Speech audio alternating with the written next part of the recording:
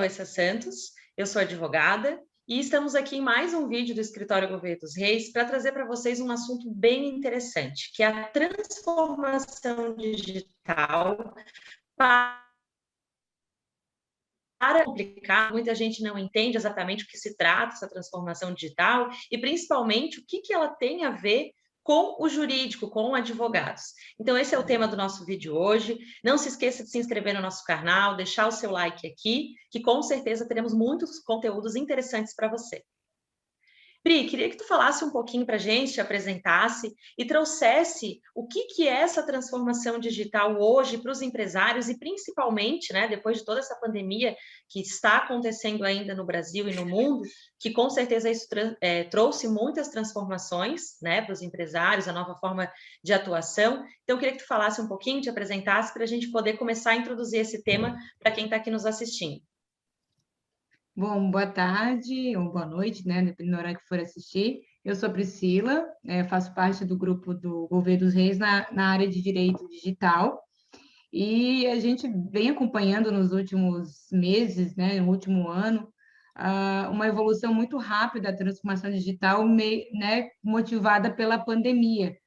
Então, muitas empresas se viram obrigadas, digamos assim, a ingressar nesse meio tecnológico para poder não perder mercado diante de uma evolução tão rápida que teve e com algumas restrições de mercado, né?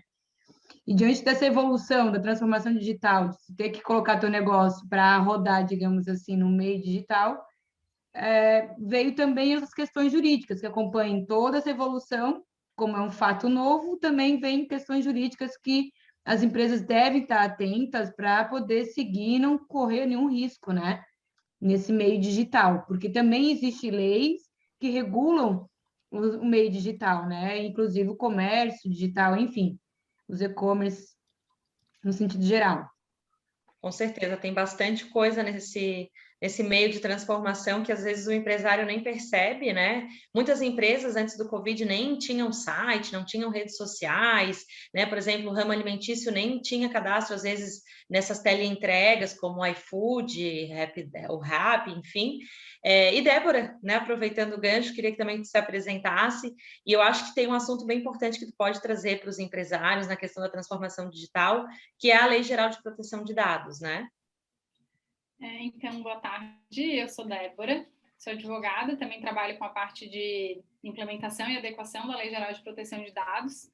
Antes de trazer ela, eu queria complementar o que a Pri falou em relação à transformação digital, em relação à pandemia, né? A gente viu muito se falar que teve empresas que inovaram, o que inovariam em 10 anos, em 3 meses, 2 meses, justamente porque se não tivesse essa necessidade, essa iminência do cliente precisar, com certeza essa transformação ela não teria ocorrido. E as empresas que estavam mais à frente, que já tinham toda essa transformação, e aí eu posso falar particularmente de escritórios de advocacia que já tinham um servidor, um drive, em que o advogado poderia trabalhar de casa, ou até mesmo uma empresa que trabalhasse com ferramentas como o Trello ou o Monday, que trazem essa parte de tarefas, que pode parecer, tá, mas é só um gerenciador de tarefas. Não, ele traz para dentro do módulo digital todo um arcabouço de papéis que estava acumulado em cima de uma mesa.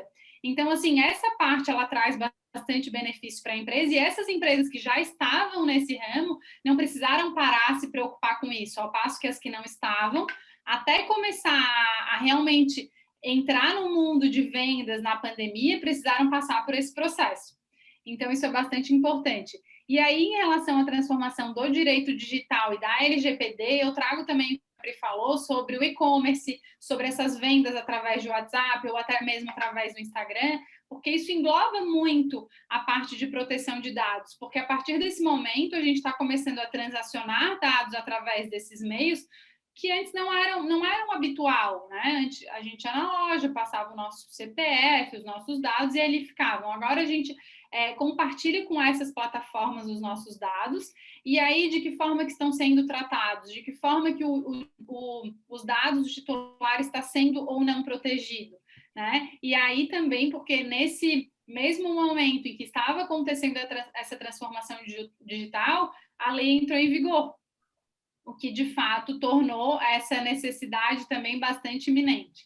Né? Então, eu acho que essa parte de transformação digital ela já vinha acontecendo, mas ela acontecia a passos largos, e hoje ela acontece de uma forma, se entrar no Instagram, o que a gente vê é geração de conteúdo no Instagram para qualquer área, a gente vê as pessoas querendo inovar no seu Instagram, porque vem aquilo ali o principal meio de contato com o seu cliente, o principal meio de venda com o seu cliente.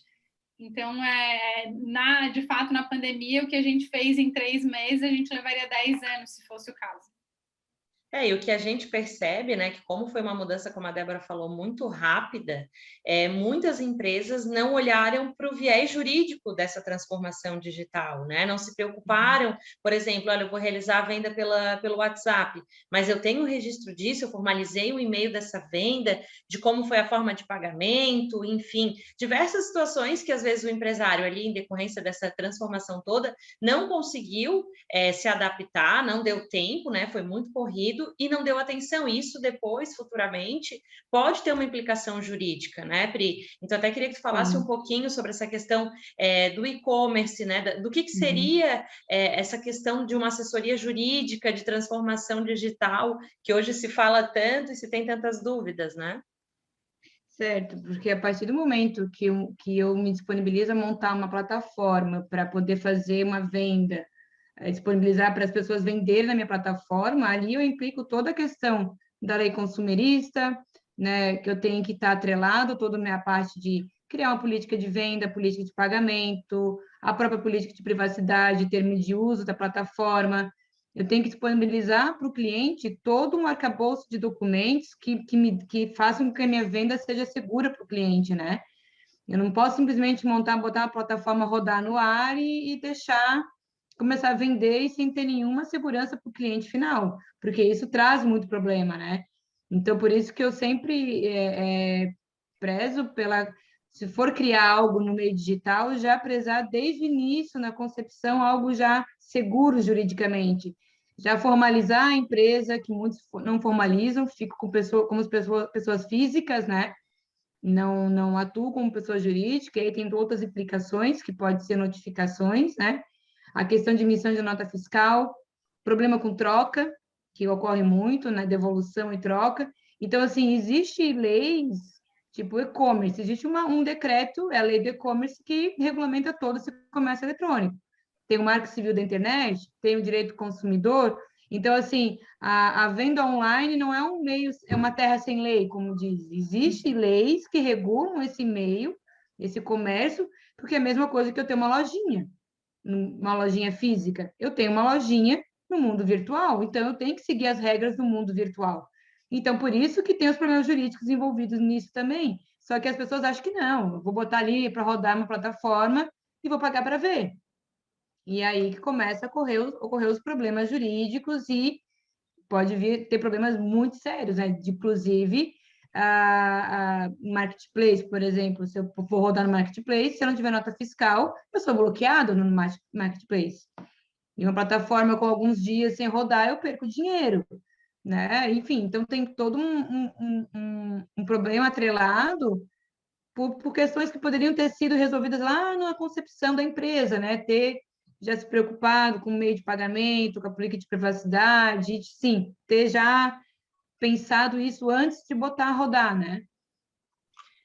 Na verdade, a realização de um planejamento, né? Porque a gente ainda vive num país de judicialização, onde os empresários acham que só tem que contratar advogados na hora do conflito, na hora que recebe uma citação ou que tem que entrar com alguma ação judicial. E, na verdade, toda a assessoria, né, voltada para essa transformação digital é o contrário, é evitar que o empresário tenha problemas, dar as orientações, deixar no site dele o caminho, olha, se eu tiver um problema com o meu produto, com quem que eu tenho que contatar, né? Por exemplo, na Lei Geral de Proteção de Dados, quem que é o DPO da empresa, com quem que eu tenho que falar se eu tiver algum problema com os meus dados, se eu quiser saber alguma informação.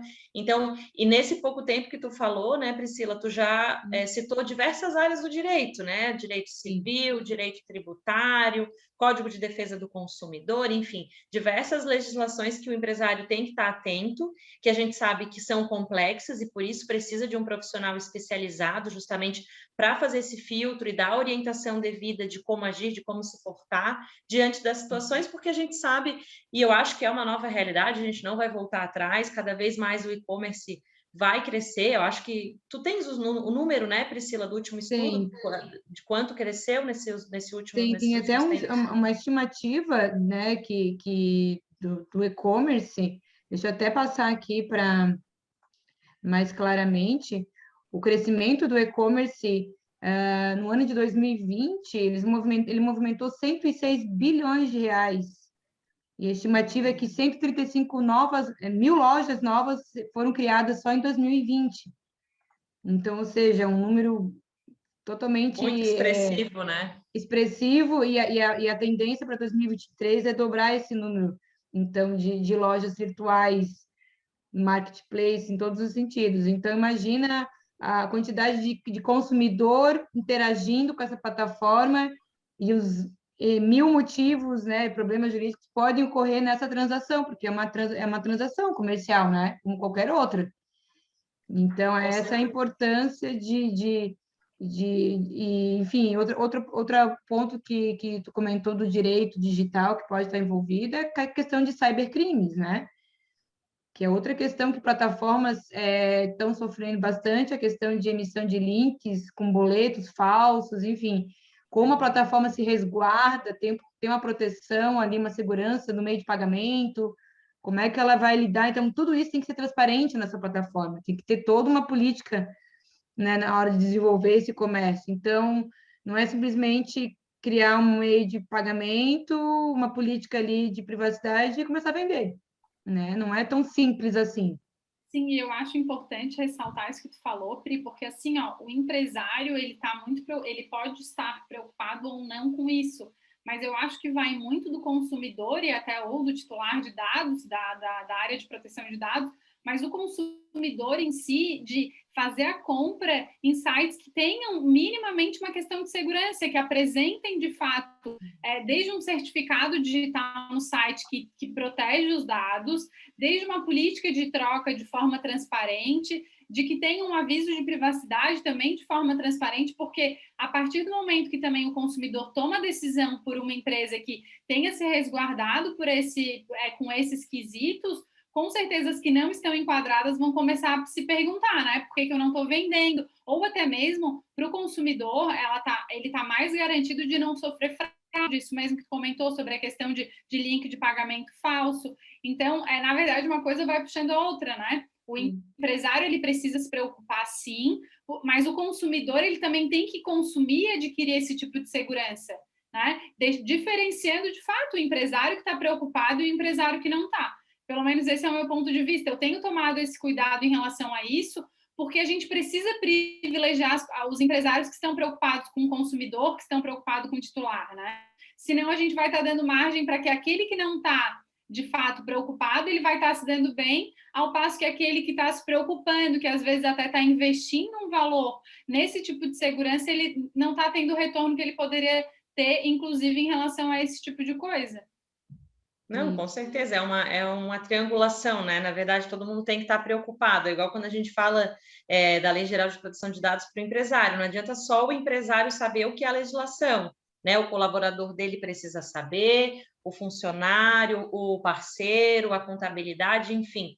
Porque todo mundo tem que saber o que está acontecendo. É importantíssimo isso que a Débora falou, porque assim o consumidor também se sente seguro, por exemplo, se ele tiver algum problema na compra. Não, ele sabe que é um site seguro, ele já verificou se no site há uma indicação do saque, onde que tem que falar, para onde tem que mandar um e-mail, pesquisar um pouquinho antes na internet sobre a empresa, não reclame aqui, né? Eu costumo fazer isso para ver qual é a pontuação, se já tem alguma reclamação, se é uma empresa que já tem há muito tempo, é muito recente, ou se de repente tem algum consumidor que já comprou, já postou alguma coisa, mas eu acho que é inevitável, é um mercado que, na verdade, já vinha crescendo, né? Eu como consumidora, já comprava muito pela internet, e agora com a pandemia mais ainda, né? A gente está cada vez mais utilizando, por exemplo, hoje supermercado. faz entrega. Antigamente não era, as pessoas não compravam muito, né? Gostavam de ir ao mercado. Hoje, com a pandemia, até para uma questão nossa de segurança, a gente faz a compra pela internet. Então, assim, tem várias situações que estão passando por essa transformação que eu acho que não tem mais como voltar. E acho que esse foi o objetivo do nosso vídeo.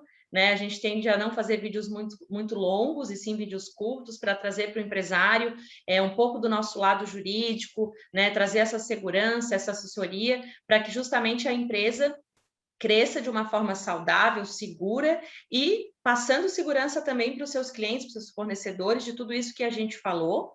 Espero que vocês tenham aproveitado um pouco esse vídeo. Se tiverem qualquer dúvida, aqui embaixo tem os nossos contatos para falarem conosco. E como eu falei no início, não se esqueçam de se inscrever no canal, porque toda semana a gente tem vídeo com conteúdos novos, a gente tem lives sobre diversos assuntos do direito. Então, fiquem atentos aqui ao nosso canal e a gente agradece a audiência. Obrigada.